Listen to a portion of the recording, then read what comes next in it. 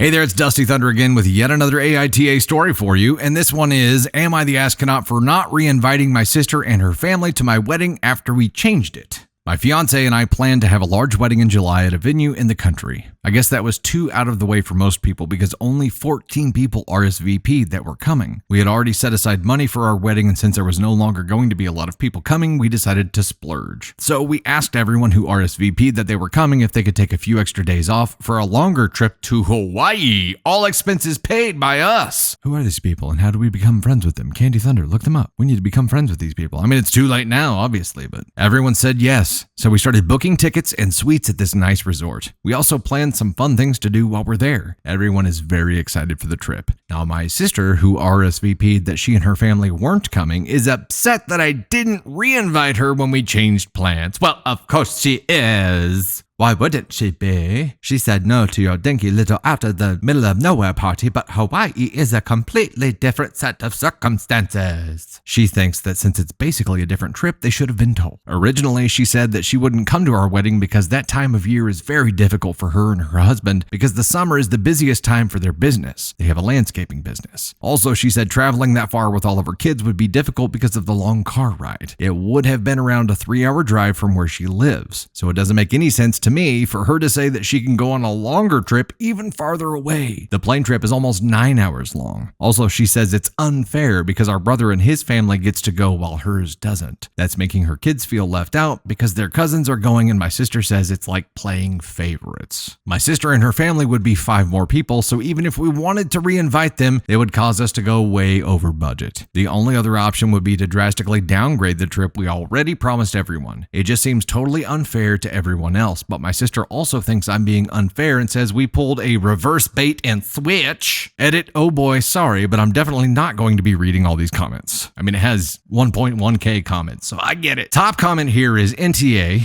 not the asshole. She doesn't want to celebrate your wedding. She wants Hawaii. She can pay for that herself. Boom. That's it. That's all there is right there. Because all of the reasons that she used when she RSVP'd hell nah would still apply to her not being able to go to Hawaii. But she's like, oh, Hawaii? Oh, yeah, well, the business can go screw itself. The kids can go screw themselves. They'll suck it up and survive. It's Hawaii. It's not playing favorites. It's playing who RSVP'd. Lady, you RSVP'd no, so no. And everybody else who was willing to make it happen, willing to make the trek, willing to take the time, willing to be there to support them, got a big old Oprah-sized bonus. But if you didn't commit, you don't win. That's how this worked. It was like the wedding lottery. Only all you had to do to win was RSVP that you were going to make the effort to go. And you didn't, sister. So no, this is not a reverse bait and switch. It is a extreme value add for the people who cared enough to show up. That's all there is to this. OP is not the asshole at all. You guys are awesome. Sure, you're going to have pissed off people. Just accept that you're going to have pissed off people right now because a lot of people aren't going to get to go to Hawaii. But that is going to be grossly outweighed by the joy that comes from those 14 people who RSVP'd yes and now get to join you for a lavish, all-expense-paid trip in Hawaii.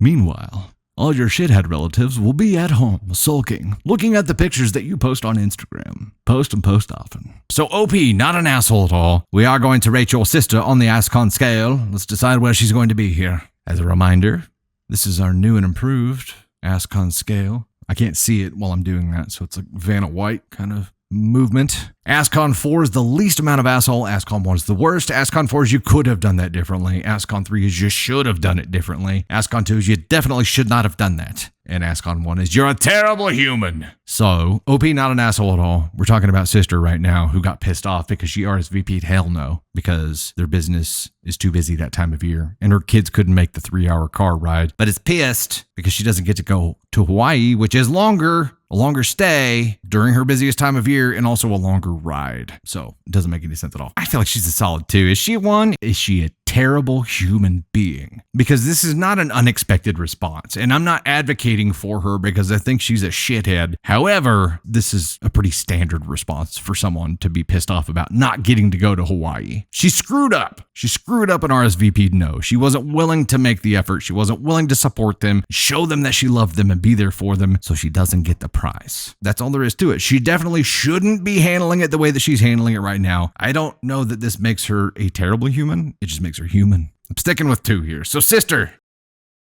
Sister.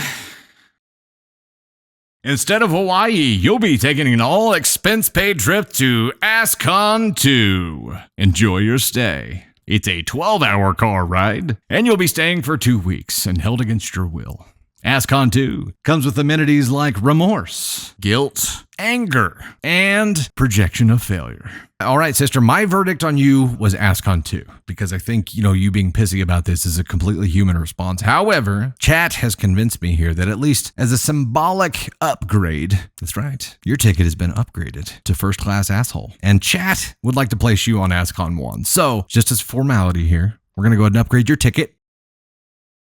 Straight to Ascon 1, you'll be visiting Uranus, which is a 27-hour car ride. And the only thing they have to eat is lemon cake, and the only thing you can wash it down with is lemonade. So enjoy that. I have tasted the consequences of my actions, and they are sour like lemon.